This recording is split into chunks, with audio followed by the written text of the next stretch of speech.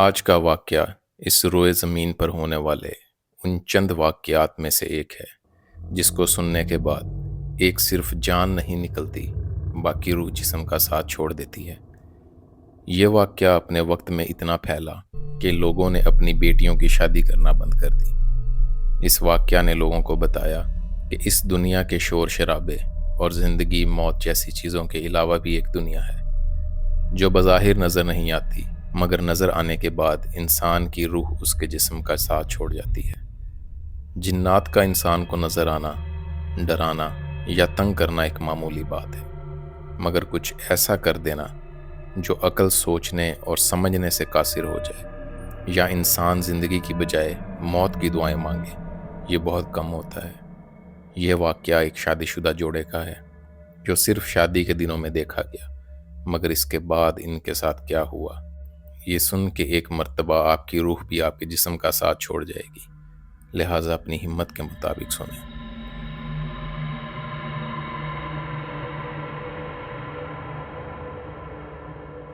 یہ واقعہ جب ہم تک پہنچا تو چھوٹے چھوٹے ٹکڑوں میں تھا، مگر اس سے بڑا مسئلہ یہ تھا کہ جو اس واقعہ کے اندر بتایا گیا وہ انسانی ذہن تسلیم نہیں کرتا۔ تجسس انتہا کا تھا تو 1300 کلومیٹر کا سفر کر کے جس خاندان کے ساتھ یہ واقعہ پیش آیا اس تک پہنچے اور مکمل تصدیق کر کے آج آپ کے سامنے پیش کر رہے ہیں۔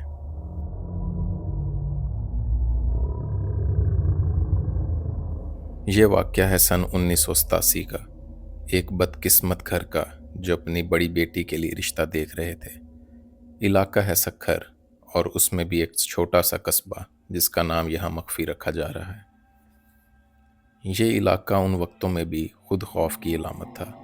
شام ہوتے ہی گھر سے باہر نکلنے پر پابندی تھی، یہاں تک کہ رات کو پہرا دینے کے لیے بھی لوگ تیار نہیں تھے۔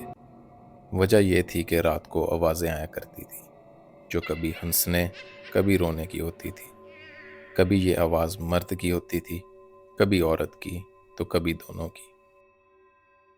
دوسرا، ہر سوموار کی رات لوگوں کے دروازوں پر دستک ہوتی تھی، باہر نکل کر دیکھا جاتا تو نہ بندہ نہ بندے کی ذات۔ کچھ لوگوں کا ماننا تھا کہ اس قصبے پر کوئی بد دعا ہے، تو کوئی کہتا تھا کہ آسیب کا سایہ ہے۔ گاؤں دو حصوں میں بٹا ہوا تھا، ایک پرانا گاؤں جہاں یہ لوگ رہتے تھے، تو دوسرا کھیتوں کی دوسری طرف چند ایک گھر تھے جن میں سے کچھ لوگ نئے آ کر بسے تھے۔ ناصر اپنی بڑی بیٹی رقیہ کا رشتہ دیکھ رہا تھا۔ کافی رشتے دیکھے مگر کوئی پسند نہ آیا۔ رقیہ دیکھنے میں انتہائی خوبصورت تھی اور وہ اس وقت کے مطابق گھر کا سارا کام کاج کرنا جانتی تھی۔ شادی کی بات گاؤں میں پھیلی تو گاؤں کے دوسری طرف سے ایک رشتہ آیا۔ لڑکے کا نام واجد تھا اور وہ لوگ کسی قبائلی علاقے سے وہاں منتقل ہوئے تھے۔ واجد کا گھر باقی گھروں سے کچھ فاصلے پر تھا۔ واجد اور اس کی ماں جو دیکھنے سے قاصر تھیں دونوں رہتے تھے۔ بات رشتے کی پہنچی۔ ناصر نے دیکھا کہ ماں بیٹا دو لوگ ہیں۔ واجد کھیتی باڑی میں بھی اچھا ہے۔ لڑکے کا قد کوئی 6.5 فٹ تھا، بال لمبے اور خوبصورت نوجوان۔ رشتہ طے ہو گیا اور شادی کی تاریخ مقرر کر دی گئی۔ واجد کی طرف سے کسی قسم کی ڈیمانڈ نہیں رکھی گئی، مگر اتنا کہا گیا کہ شادی جلدی کرنی ہے، اور ساتھ یہ بھی کہ دن سوموار کا نہ ہو۔ اس بات پر ناصر کو تھوڑی حیرانی ہوئی، مگر رشتہ اچھا دیکھ کر شادی طے ہو گئی، اور سخت سردیوں میں غالباً دسمبر میں نکاح ہو گیا۔ سب لوگ خوش تھے، مگر کسی کو کیا پتا کہ یہ خوشی آنے والی نسلوں کے لیے نشان عبرت بننے والی ہے۔ شادی سے اگلے دن واجد اکیلا ناصر کے پاس آتا ہے اور بتاتا ہے کہ وہ اور رقیہ دونوں کسی ٹھنڈے علاقے میں کچھ دن گزارنے جا رہے ہیں۔ اس بات پر تعجب ہوا کہ سخت سردی کے مہینے ٹھنڈے علاقے میں جانے کی کیا ضرورت ہے، مگر واجد اصرار کرتا ہے اور ناصر بھی رضامندی ظاہر کر دیتا ہے کہ رقیہ اب اس کی بیگم ہے اور اس کی عزت ہے۔ اگلے روز سخت بارش ہوتی ہے، اتنی کہ فصلیں تباہ ہو گئیں، جو اناج محفوظ کر رکھا تھا وہ بھی تباہ ہو گیا۔ اس سے اگلے روز رقیہ کے گھر والے انتظار کرتے رہے کہ واجد اور رقیہ ان سے مل کر جائیں گے، مگر دونوں نہیں آئے۔ واجد کے گھر جانے پر معلوم ہوا کہ وہ لوگ کل ہی نکل چکے ہیں اور واجد کی والدہ گھر پہ ہیں۔ تعجب ہوا کہ شدید بارش میں دونوں کیسے گئے اور وہ بھی بغیر ملے۔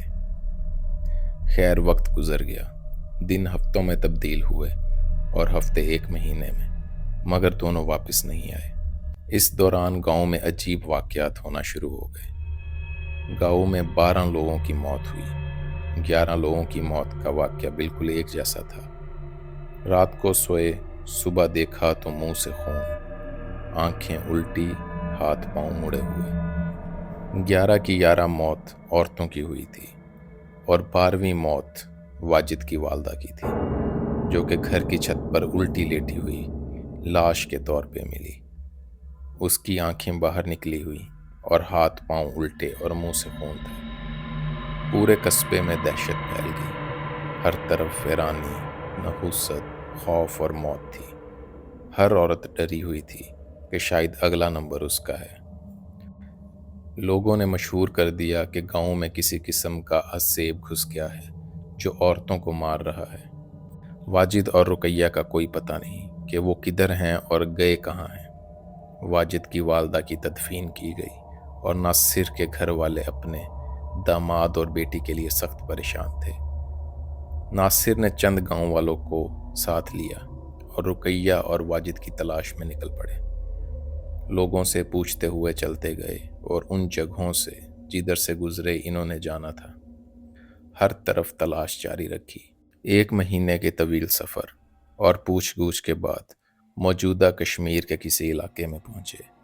وہاں مقامی لوگوں سے پوچھا تو معلوم ہوا کہ ایک تنہا اکیلی لڑکی کو ہم نے اوپر پہاڑوں کی جانب جاتے ہوئے دیکھا تھا، مگر حیرانی یہ ہے کہ وہ علاقہ غیر ہے، وہاں کسی کو جانے کی اجازت نہیں۔ جو لوگ بھی وہاں گئے وہ واپس نہیں آئے۔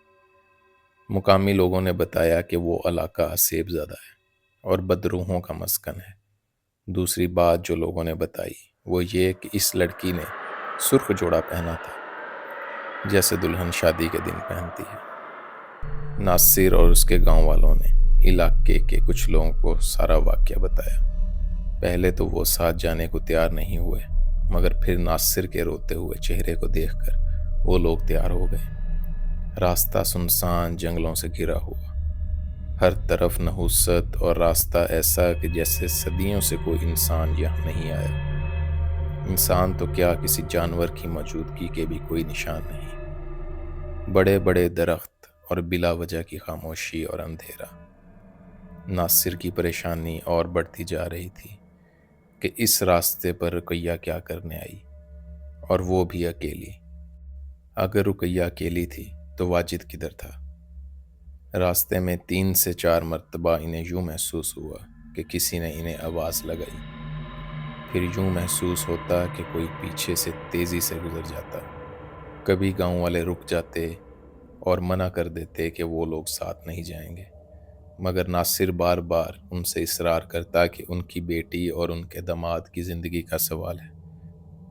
خدا کا نام لے کر بالآخر وہ سب سے اونچے مقام پر پہنچے، جہاں پر ایک بہت پرانا گھر تھا، اور اس گھر کی حالت ایسی تھی کہ شاید کوئی نصف صدی پہلے اس گھر میں آگ لگی ہو۔ مکمل تباہ حال، جگہ جگہ پر آگ کے نشانات، ارد گرد اس کے کوئی ہرا درخت نہیں تھا۔ تعجب یہ تھا کہ پورا جنگل درختوں سے بھرا ہوا تھا، مگر اس گھر کے ارد گرد کوئی درخت نہیں۔ یوں محسوس ہو رہا تھا کہ سالوں پہلے لگی آگ نے ارد گرد کے درختوں کو بھی جلا دیا ہو، یا کوئی ایسی مخلوق کا بسیرا ہے جس نے ہر چیز راکھ کر دی ہو۔ اب گھر کے اندر جانے کے علاوہ کوئی اور راستہ نہ تھا۔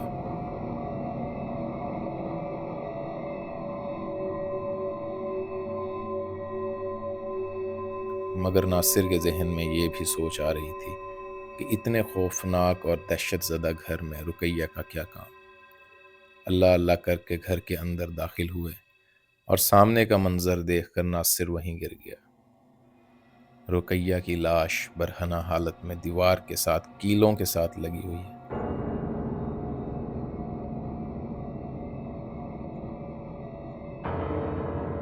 اور اس کا سر اس کے جسم کے ساتھ موجود نہیں۔ ہاتھ پاؤں مڑے ہوئے ہیں اور جسم پر جگہ جگہ نشان ہیں۔ اس کے جسم کے کسی حصے سے خون نہیں نکل رہا اور نہ ہی زمین پر کہیں گرا ہوا ہے۔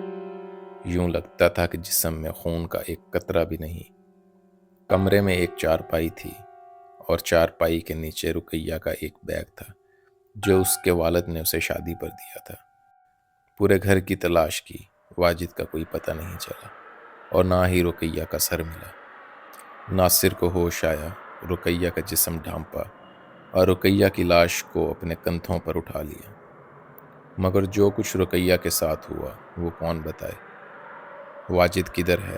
رقیہ کا یہ حال کس نے کیا؟ یہ تمام سوالات ہر بندے کے ذہن میں گھوم رہے تھے۔ خوف، دہشت، پریشانی، موت اور ایک عجیب سا منظر تھا۔ اس کی خوبصورت بڑی بیٹی جس کا چند روز پہلے نکاح ہوا تھا وہ اس کے سامنے مردہ حالت میں تھی، اور وہ بھی بغیر سر کے۔ یہ تمام سوال ہی تھے کہ رقیہ کے بیگ میں چند اوراق پر مشتمل کچھ خط ملے جس پر تمام کہانی رقیہ نے خود لکھی ہوئی تھی۔